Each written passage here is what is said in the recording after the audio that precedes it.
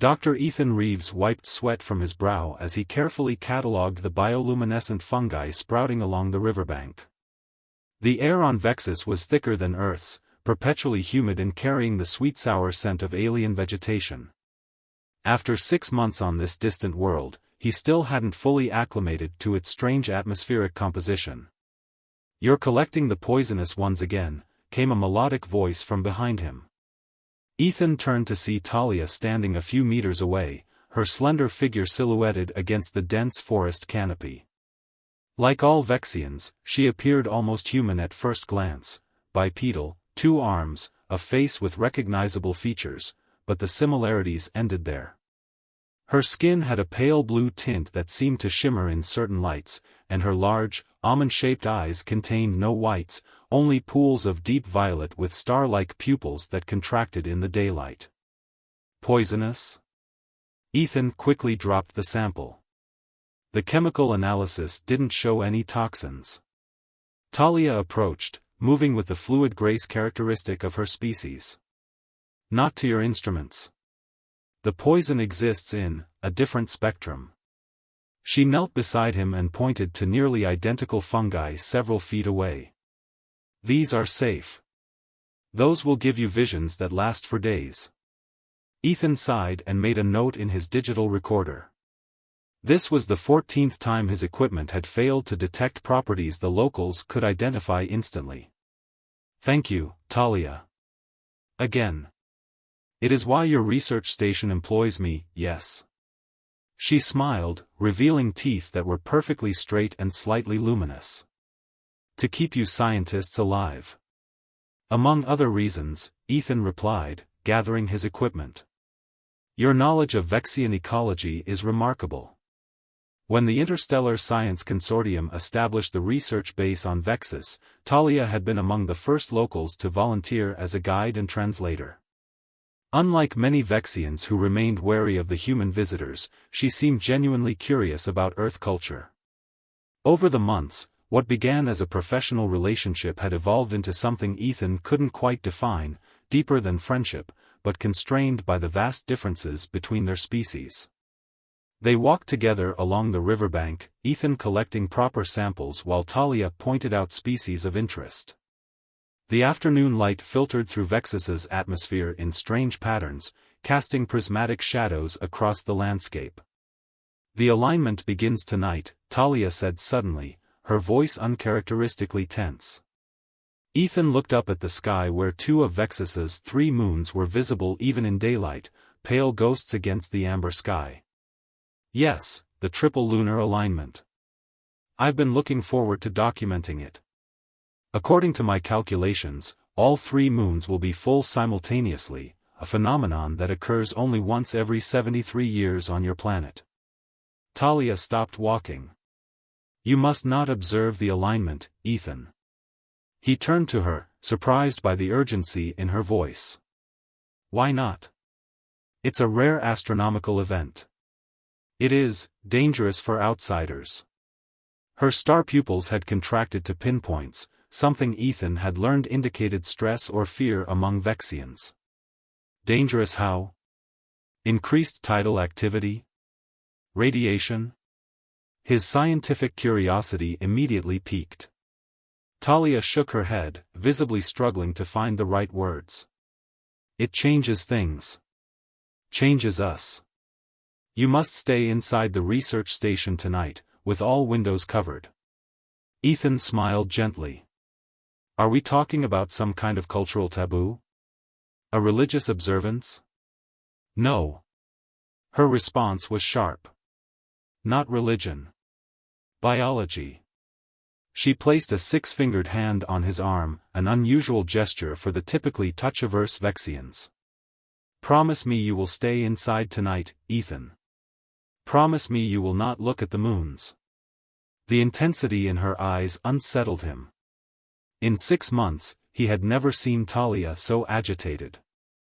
"All right," he said, though part of him already knew he couldn't resist documenting such a rare event. "I'll stay inside tonight." Relief visibly washed over her features. "Good. I must go now. There are preparations I must make before nightfall. Will I see you tomorrow? Ethan asked as she began to move away. Talia paused, looking back at him with an expression he couldn't interpret. Yes. But I will be different. Before he could ask what she meant, Talia disappeared into the dense underbrush with unnatural speed, leaving Ethan alone with his samples and a growing sense of unease. He glanced up at the moons again, wondering what power they could possibly hold to frighten someone as steadfast as Talia. As the sun began its descent toward the horizon, Ethan packed his equipment and headed back to the research station, his mind racing with theories about Vexian lunar superstitions, and whether he would really keep his promise to stay inside tonight. Back at the research station, Ethan found his colleagues in a state of puzzled excitement. The station's common area buzzed with conversation as the team of 6 Earth scientists prepared observation equipment for the night's celestial event. Ethan, there you are. Dr. Meredith Foster waved him over to her workstation where a holographic display showed the orbital paths of Vexus's 3 moons. Have you noticed how strange the locals are acting today? Our entire Vexian staff requested leave for the next 48 hours. Every single one of them. Ethan set down his sample case, thinking of Talia's warning. Did they say why? Some cultural thing about the alignment, said Dr. Nolan Way, adjusting a portable spectroscope. Director Hargrove approved it since they seemed pretty insistent. Means we'll have to handle tonight's observations ourselves. Director Vivian Hargrove, a stern astrophysicist with 20 years of extraplanetary experience, emerged from her office. The orbital mechanics of this event are unprecedented in our records. 3 moons of this size, all full, all in perfect alignment. Her eyes gleamed with anticipation. The gravitational effects alone are worth studying, not to mention potential atmospheric phenomena. Ethan frowned, recalling the fear in Talia's eyes. Did any of the Vexians warn about potential dangers during the alignment? Hargrove raised an eyebrow. Your guide mentioned something? Talia seemed concerned. She specifically warned me not to look at the moons tonight. A laugh rippled through the room. Classic xenoplanetary superstition, said Foster. Remember on Kepler 438b when the locals insisted we couldn't eat during solar flares? Or on Proxima Centauri b, where they believed radiation storms were caused by angry sky spirits? Way added. Hargrove's expression remained neutral. While we respect our host's cultural beliefs, we are here as scientists. This alignment is a rare opportunity for observation. I expect everyone to fulfill their assignments tonight. Ethan nodded reluctantly, but Talia's warning continued to nag at him. As the afternoon progressed, he found himself glancing repeatedly at the darkening sky visible through the station's reinforced windows. The 3 moons were growing more distinct as the sun set, their positions shifting closer together. By early evening, Ethan noticed something odd. The standard perimeter lights that automatically illuminated the research station's grounds at sunset had attracted none of the usual nocturnal insects. In fact, looking out across the normally bustling ecosystem, he realized the entire area seemed eerily deserted, no movement in the underbrush, no calls from the tree-dwelling creatures that typically serenaded the night. When he pointed this out, Way suggested, perhaps the wildlife is sensitive to the gravitational fluctuations. Or the light from 3 full moons disrupts their normal patterns, Foster added, but she sounded less certain now. As twilight deepened into night, an unusual silence enveloped the station. Ethan retreated to his private quarters, ostensibly to analyze the day's samples, but in reality, he felt increasingly uneasy about the night ahead. His room's small viewport provided a clear view of the eastern sky where the alignment would be most visible. Just as he was debating whether to cover the viewport as Talia had instructed, his communication tablet chimed. A message from Talia, the first she'd ever sent outside of their working relationship. Ethan, I fear you will not heed my warning. Your curiosity is both your gift and your danger. If you will not stay away from the moons tonight, then at least understand this: what you may see is not what we are, but what we once were and what we must sometimes become. If you witness the change, do not let me see you. I cannot promise your safety if our eyes meet under the crimson light. Lock your doors. Cover your windows. Wait for dawn. Ethan read the message twice, a chill running down his spine despite the station's regulated temperature. The cryptic warning only intensified his scientific curiosity, but also awakened a primal caution he rarely experienced. His deliberation was interrupted by excited voices in the hallway. Stepping out, he found Wei and Foster rushing toward the observation deck. "It's starting," Wei called to him. "The atmospheric effect, it's unlike anything in our records." Through the corridor's ceiling window, Ethan caught a glimpse of the sky turning a deep, unnatural red, as if the atmosphere itself were transforming into blood. "Coming?" Foster paused at the junction, eyes bright with scientific excitement. Ethan hesitated, Talia's message weighing heavily on his mind. I'm not feeling well. I think I'll sit this one out." Disappointment flashed across Foster's face, but she nodded and continued after Wei, leaving Ethan alone in the corridor. He returned to his quarters, his resolve to honor Talia's warning momentarily strengthened. Yet as the crimson light seeped through his viewport, casting alien shadows across his room, Ethan found his willpower crumbling. The scientist in him couldn't ignore what might be a once-in-a-lifetime observation. "Just one quick look," he whispered to himself, approaching the viewport. "From the safety of my room." He pressed the viewport control, expanding the small window to its maximum size. The sight that greeted him stole his breath away. The three moons hung in perfect alignment, their combined light filtering through Vexus's atmosphere to cast a blood-red glow across the landscape. The effect was both terrifying and mesmerizing. Movement on the ground caught his attention. A figure emerged from the forest edge, humanoid but moving with a strange, fluid gait. As it stepped into the clearing before the station, the crimson light illuminated its features, and Ethan's heart froze. It was Talia. And yet, it wasn't. Her body was beginning to change. Ethan couldn't tear his eyes away as Talia's transformation accelerated under the blood-red light of the three aligned moons. Her slender frame contorted, bones visibly shifting beneath her shimmering blue skin. She fell to her knees, hands splayed in the crimson-bathed soil, fingers elongating into tapered points that resembled claws more than digits. "My God," Ethan whispered, scientific fascination momentarily overriding his horror. Talia's head snapped up, as if she'd heard his barely audible words despite the distance and the sealed viewport between them. Her face had changed, the delicate features stretching, jaw unhinging to reveal rows of teeth that hadn't been there before. Most disturbing were her eyes, still violet, but now pulsing with an internal light that matched the crimson sky above. Ethan stumbled back from the viewport, his promise to Talia echoing in his mind. She had warned him not to let her see him if he witnessed the change. Too late, he lunged for the viewport controls, but before he could close the window, Talia's gaze locked with his. For one terrible moment, time seemed to freeze. Recognition flashed in those alien eyes, and something else. Hunger. Ancient and predatory. Talia rose to her full height, now nearly twice her normal size, her body a grotesque amalgamation of her usual form and something primordial that had no place in Ethan's understanding of biology. Her skin had hardened into an exoskeleton-like carapace in places, while remaining fluid and almost translucent in others. A sound emerged from her, not a roar or a scream, but something between a hiss and a song, vibrating at a frequency that made Ethan's teeth ache and his vision blur. She took a step toward the research station.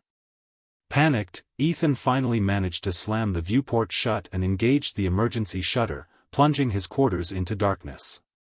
His heart hammered against his ribs as he fumbled for his communication tablet, desperate to warn the others. Director Hargrove. Meredith. Nolan. Get away from the windows, he shouted into the device. "Something's happening to the Vexians." His warning was cut short by screams from the direction of the observation deck. Through his door, Ethan heard the unmistakable sound of breaking glass, followed by the station's automated alarm system blaring to life. Perimeter breach detected. Emergency protocols engaged. Steel security doors began sliding into place throughout the facility, designed to compartmentalize the station in case of atmospheric contamination or structural failure. Ethan's scientific training battled with his survival instinct. Should he attempt to reach his colleagues or barricade himself in his quarters?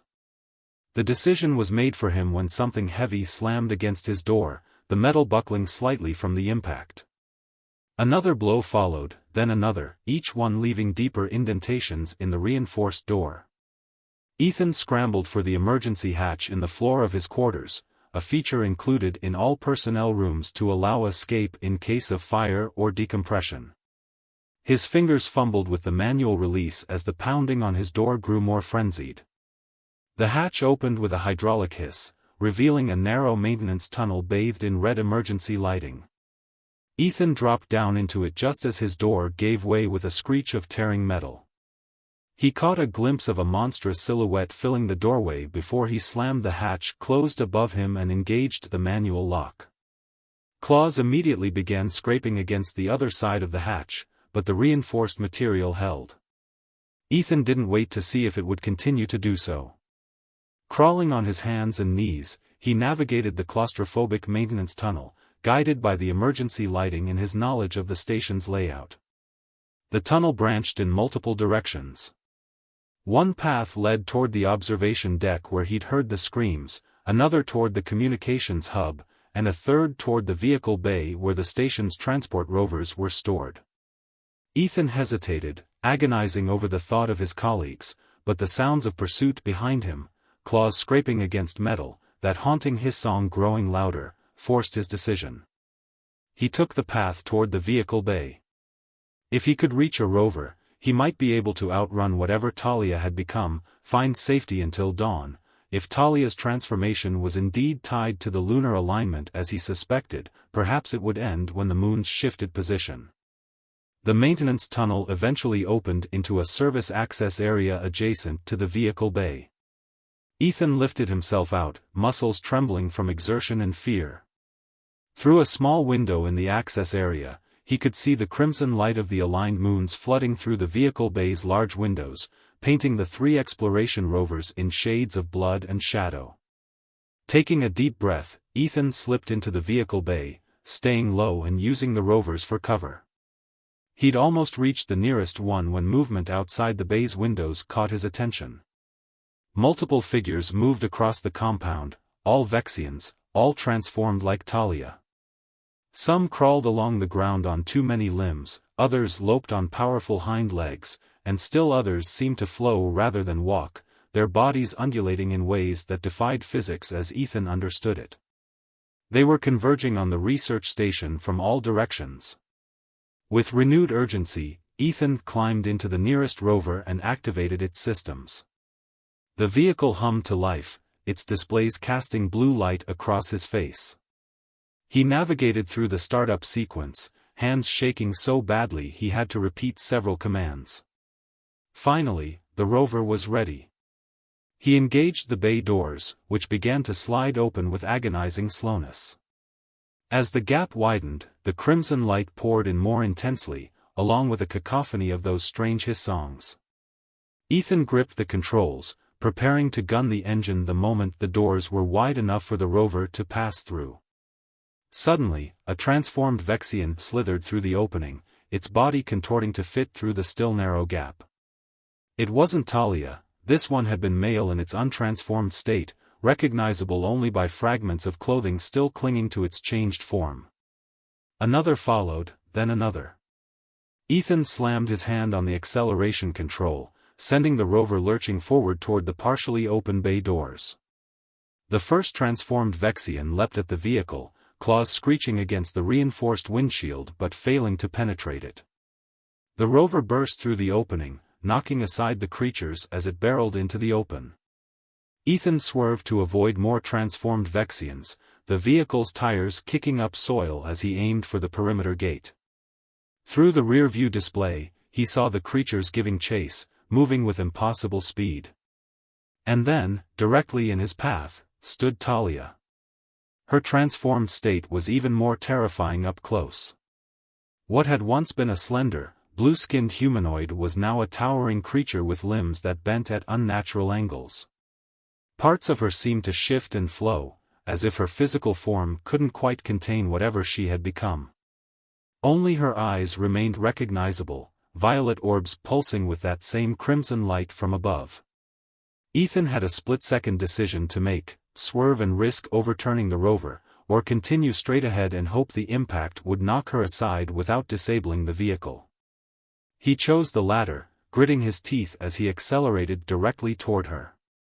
But Talia moved with impossible speed. One moment she stood directly in his path, the next, she was on top of the rover, her weight causing the suspension to groan in protest. Claws punctured the roof as she began tearing at the metal, creating an opening large enough for her to reach inside. Ethan swerved wildly, trying to dislodge her, but she clung to the vehicle with preternatural strength. A long, clawed arm snaked through the opening she'd created, grasping for him as he ducked and weaved in the driver's seat while trying to maintain control of the careening rover. Just when Ethan thought she would reach him, the rover hit a natural depression in the terrain and went airborne for a moment. The jolt loosened Talia's grip enough that she slid partially off the roof. Ethan seized the opportunity, executing a hard turn that finally dislodged her completely. Through the side window, he saw her tumbling across the ground before regaining her footing with inhuman agility. She stood watching as the rover sped away, making no move to continue the pursuit. The other transformed Vexians also stopped at some invisible boundary, their hiss songs fading as Ethan put distance between himself and the research station. Only when he was several kilometers away, hidden in a dense copse of Vexian vegetation, did Ethan cut the rover's engine and allow himself to breathe. The crimson light of the aligned moons filtered through the canopy above, casting dappled red patterns across the rover's interior. As his heart rate slowly returned to normal, Ethan's scientific mind began to process what he had witnessed. The transformation seemed to affect all Vexians simultaneously, triggered by the lunar alignment. It wasn't random mutation or madness, it was systematic, suggesting an evolutionary adaptation or biological imperative tied to their world's unique astronomical cycle. But why had Talia stopped pursuing him? And why had she seemed to recognize him even in her transformed state? A new thought struck him with chilling clarity: what if she hadn't been trying to harm him, but protect him? What if her warning had been not just for his safety, but for hers as well? The questions multiplied in his mind as he huddled in the rover, watching the three blood-red moons through gaps in the alien foliage, waiting for dawn and wondering what version of Talia would emerge when the alignment ended. Dawn seemed an eternity away as Ethan huddled in the rover, monitoring the vehicle's systems while keeping a vigilant watch on the surrounding forest. The crimson moonlight continued to bathe the alien landscape, transforming familiar terrain into something nightmarish. Every rustle in the underbrush, every shift of the wind through the canopy above made him flinch. His communication tablet remained silent despite repeated attempts to contact his colleagues. The research station's emergency beacon had activated, its signal pulsing steadily on the rover's display, a sign that automatic protocols had engaged, but offering no insight into the fate of the other scientists. After an hour of tense waiting, Ethan's scientific curiosity began to reassert itself. He activated the rover's external sensors, gathering atmospheric readings and documenting the unusual properties of the crimson light. The data showed elevated radiation levels and peculiar electromagnetic fluctuations surrounding the three aligned moons, nothing immediately dangerous to humans, but certainly enough to trigger biological responses in species that had evolved under these conditions. Biological clock, Ethan murmured to himself, pulling up archived files on Vexian biology. Their cellular structure contains compounds similar to magnetoreceptors in Earth migratory birds, could the alignment be triggering some kind of seasonal change? His research was interrupted by a proximity alert from the rover's security system. Something large was moving through the forest, approaching his position from the northwest, the direction of the research station. Ethan's hand hovered over the ignition control, ready to flee, but a nagging thought held him back. If it was Talia, why had she broken off pursuit earlier? Why warn him at all if she simply intended to hunt him down? The rover's external cameras activated automatically, scanning the perimeter. At first, Ethan saw nothing but the swaying alien vegetation. Then, a shadow detached itself from the deeper darkness between the trees. Talia's transformed figure emerged into a small clearing, her movements more deliberate now, less frenzied than before. She paused, head tilted as if listening, then turned directly toward the rover. Even through the camera feed, Ethan felt the intensity of her gaze. She made no move to approach further, instead sinking into a crouched position at the edge of the clearing, waiting. Minutes passed. Ethan's curiosity warred with his caution. If she had wanted to attack, she could have done so already. The rover's location wasn't exactly well concealed. Was she guarding him? Stalking him? Or simply observing? A new sound filtered through the rover's external microphones, distant but distinct. More of those eerie hiss songs, but these contained notes of aggression that Talia's had lacked. The sounds were getting closer. On the camera feed, Ethan saw Talia rise to her full height, turning to face the approaching sounds. Her posture shifted, becoming defensive, territorial. Understanding dawned on Ethan with startling clarity. She wasn't hunting him, she was protecting him from the others. Before he could process this revelation, 3 more transformed Vexians burst into the clearing. Even in their altered states, Ethan recognized them as members of the research station support staff, a maintenance technician, a cook, and a field assistant.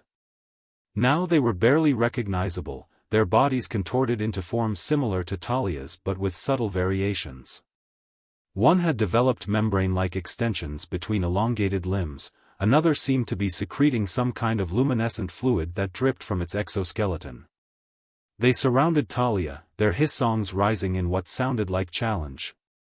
She responded with her own call, deeper and more resonant, her body expanding to appear larger as she positioned herself between them and the rover.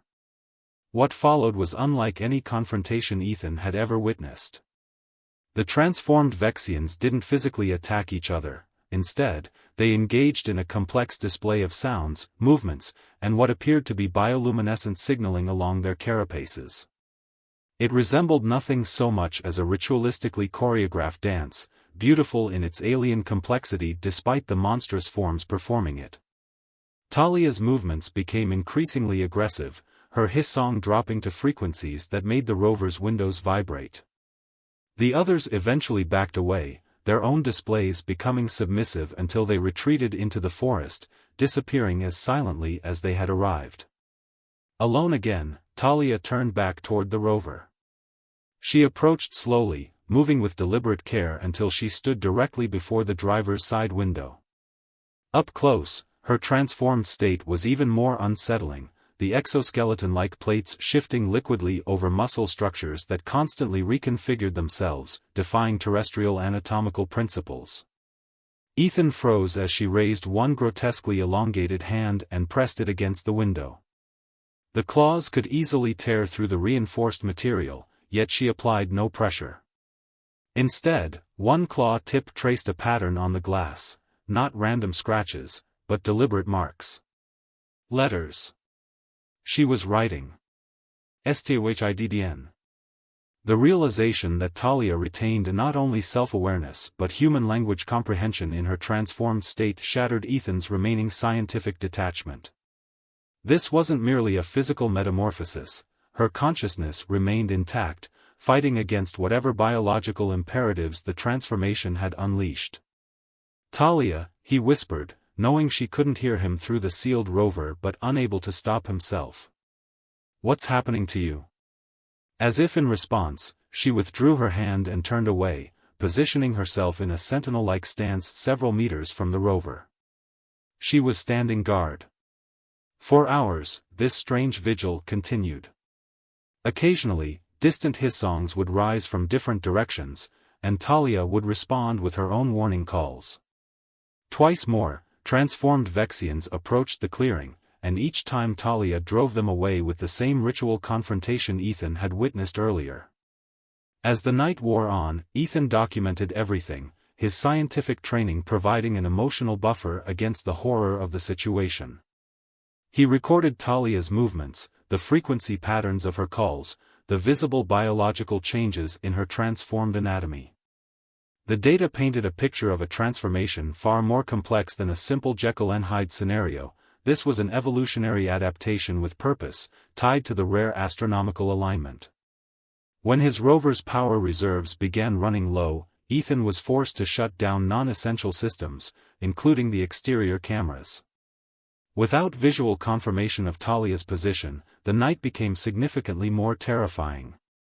Every sound from outside might be her, might be other transformed Vexians, might be native wildlife taking advantage of the unusual conditions. Exhaustion eventually overtook him despite his fear, and Ethan drifted into an uneasy sleep plagued by dreams of transformation, his own body changing, adapting, evolving into something beyond human understanding. He awoke with a start to a changed world. The crimson light had faded, replaced by the normal amber glow of Vexus's dawn. The forest around the rover was alive with the familiar sounds of native wildlife, a stark contrast to the unnatural silence that had preceded the alignment. Cautiously, Ethan activated the rover's systems and checked the exterior cameras. The clearing was empty, no sign of Talia or any other transformed Vexians. Had they retreated with the setting of the moons, or were they still out there, changed but hiding? A soft tapping on the rover's roof made him jump. The camera angle adjusted to reveal Talia, her normal Talia, blue-skinned and slender, no trace of the monstrous form she had worn through the night. She was dressed in simple Vexian clothing, her expression unreadable as she waited for his response. For a long moment, Ethan sat frozen, unsure whether to trust the apparent return to normalcy. Then, driven by a mix of scientific need for answers and personal concern for her well-being, he unlocked the rover's door and stepped out to face whatever truth awaited him. Talia stood a respectful distance away, her violet eyes downcast, star-like pupils contracted with what might have been shame or fear. "You saw," she said softly. It wasn't a question. "Yes," Ethan replied, his voice hoarse from hours of disuse. "I saw everything." She finally raised her gaze to meet his. "Then you understand why I warned you. Why none of us wanted you to see." "I understand that something extraordinary happened," Ethan said carefully. "But no, Talia, I don't truly understand what I witnessed." A sad smile touched her lips. "You will. If you still wish to know me after what you've seen, I will explain everything." She glanced toward the horizon where the last of the 3 moons was setting. "But not here. The others will be returning to themselves as well. Some may not remember what they did in their changed state, but they will know that something happened. That the old ways were followed. The others, my colleagues at the station," Ethan began, dread rising in his throat. "They are safe," Talia assured him quickly. "I made certain of it before coming to find you. They were, contained rather than harmed." Relief flooded through Ethan, followed quickly by renewed scientific curiosity. "You protected them? Like you protected me?" Talia's expression became unreadable again. "Not exactly like I protected you, Ethan. That is part of what we must discuss." She extended her hand, normal again, 6 slender fingers with no sign of the deadly claws they had become. "Come with me. There is a place where we can speak freely, where I can show you what the alignment truly means to my people." Ethan hesitated only briefly before taking her hand. Despite everything he had witnessed, despite the lingering fear, his trust in Talia remained. Whatever she had become during the night, whatever she truly was, he needed to understand, both as a scientist and as someone who had come to care deeply for this enigmatic alien woman. As they walked away from the rover, leaving the forest clearing behind, Ethan couldn't help glancing back at the setting moons, wondering what other secrets this alien world still held, and what Dawn's truth would reveal about his place within it. Talia led Ethan through the lush Vexian forest along paths he'd never seen before, despite months of fieldwork in these same woods. They walked in silence, the morning air heavy with unspoken questions. Occasionally their hands would brush against each other, and Ethan couldn't help but remember those same fingers transformed into deadly claws just hours earlier. After nearly an hour's journey, they emerged at the edge of a vast crystalline structure, a natural formation resembling a cathedral made of translucent minerals that caught the morning light and fractured it into prismatic patterns across the forest floor. Within its chambers, glowing fungi provided soft illumination that pulsed in gentle rhythms. The elders call this place Vesknatul, the memory of stone, Talia said, her melodic voice echoing softly among the crystal pillars. It has recorded every alignment since our earliest ancestors walked this world. It is one of the few places where we can speak freely of what you witnessed. She guided him to a chamber at the heart of the structure where the crystals formed a perfect circle around a pool of still, mirror-like water. The surface reflected their faces with unnatural clarity, Ethan's human features tired and strained, Talia's alien countenance composed but carrying a new vulnerability he hadn't seen before. 73 years between each alignment, Ethan said, breaking the silence. That's nearly a full Vexian lifetime. Most of your people experience it only once. Talia nodded. For many, it is their only transformation. For some, like myself, who are born in the right cycle, we may experience it twice. Very few live to see a third. She knelt beside the pool, touching its surface with the tips of her fingers. Ripples distorted their reflections. The alignment is not a curse or a disease, Ethan. It is who we are, the most primal, most essential part of our biology. A reproductive cycle, Ethan suggested, scientific understanding beginning to dawn. The transformation coincides with the release of reproductive cells, doesn't it? The electromagnetic radiation from the triple alignment triggers hormonal changes that cascade into the physical transformation. A smile touched Talia's lips. Your understanding of biology serves you well, though it is both simpler and more complex than that. She gestured for him to sit beside her. In your Earth terms, yes, it is how we reproduce. But it is also how we remember. Remember? Our ancestors were not always as you see me now, Talia explained. The form I wear most days, this humanoid shape, is an adaptation. An evolutionary development that allowed us to thrive in Vexus's changing environment. But the form you saw beneath the crimson moons, that is our original self, our genetic memory made flesh. She traced patterns in the water as she spoke, creating images that seemed to hold their shape longer than normal ripples should. Long ago, when Vexus was younger and more volatile, our species lived primarily in what you would call our transformed state.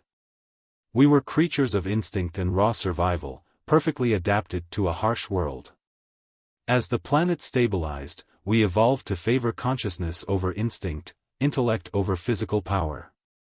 But you couldn't completely leave the old form behind, Ethan realized. Nor would we want to, Talia replied.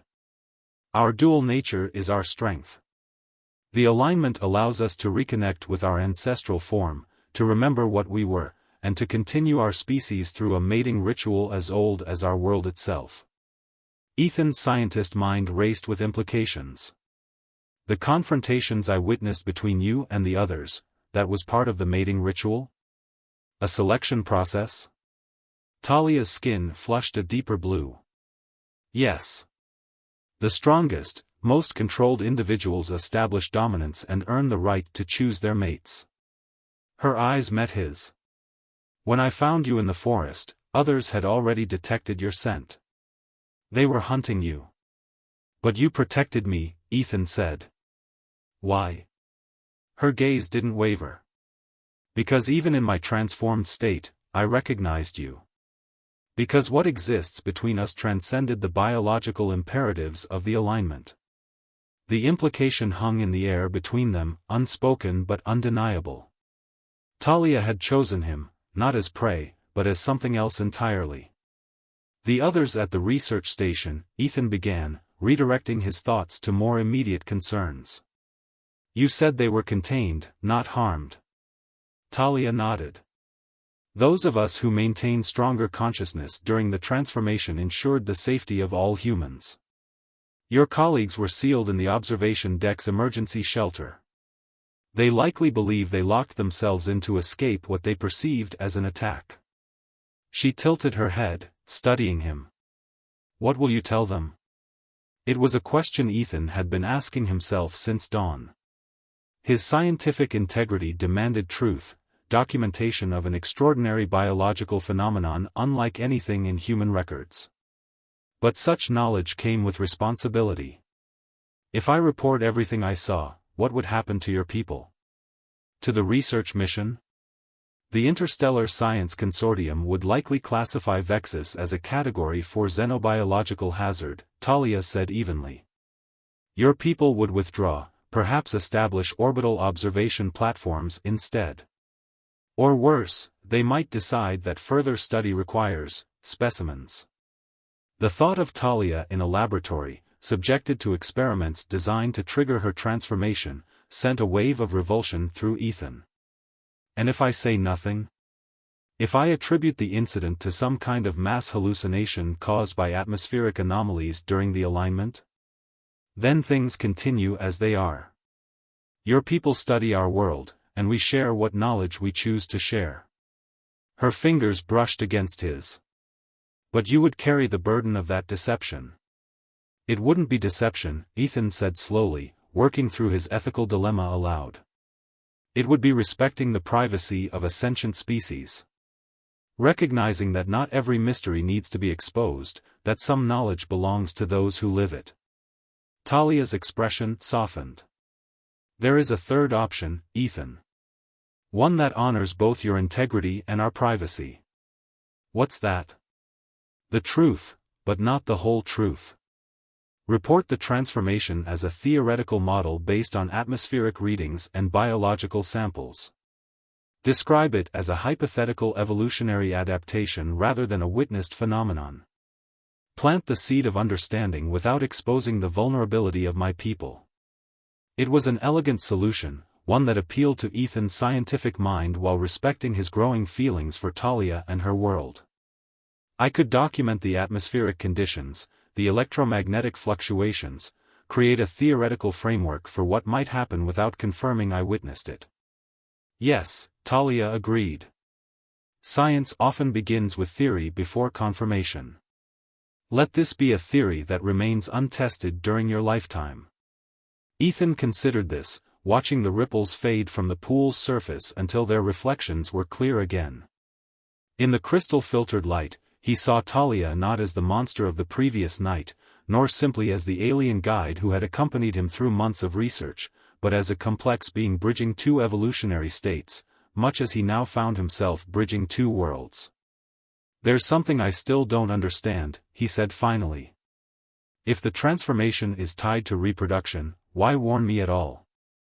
Why not simply leave the research station with the others? Talia's star pupils expanded and contracted, a sign of emotional intensity among her people.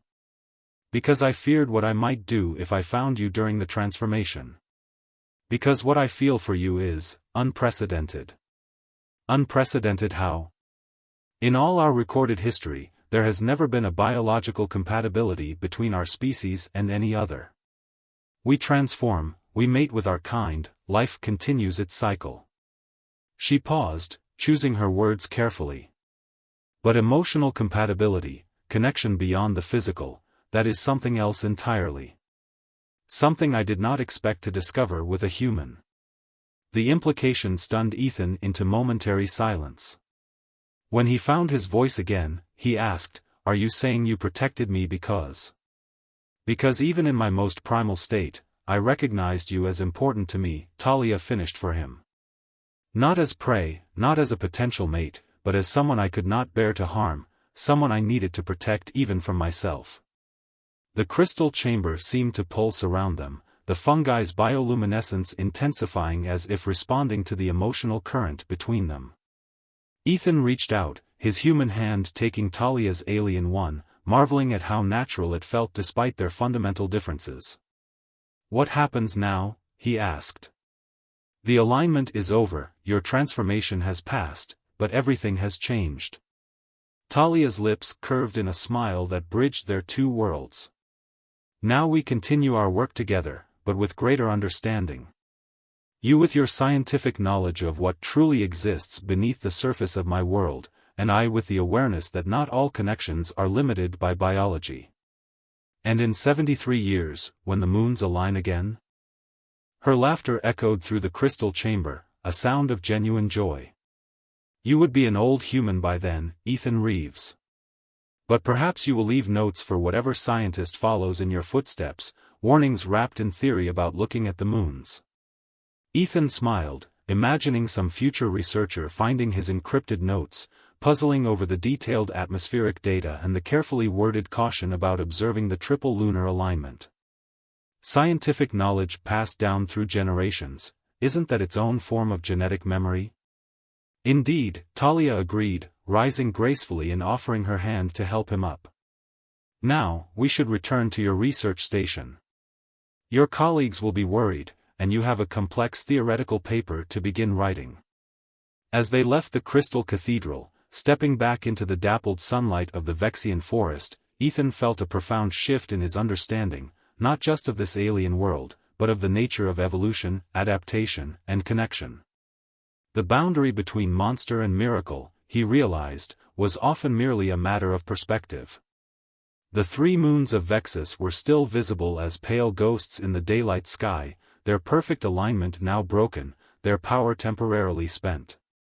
Ethan gazed up at them with new respect, recognizing them not as mere astronomical bodies, but as timekeepers for an ancient biological rhythm that had shaped an entire species. Beside him, Talia walked in her familiar form, blue skin shimmering in the sunlight, no visible trace of the creature she had become beneath the crimson light.